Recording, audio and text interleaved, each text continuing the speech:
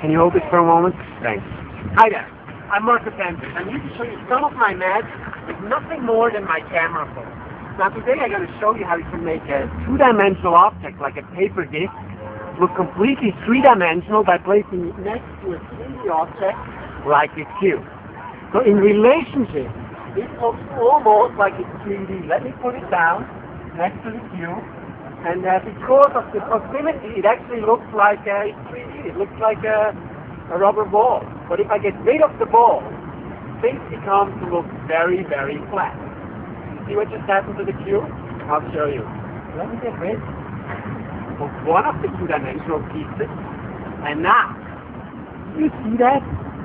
Everything has become completely flat. Let me show you. It's completely flat. And I can almost peel it off the floor. Just like this. Well, thanks for watching. I'll see you again next time.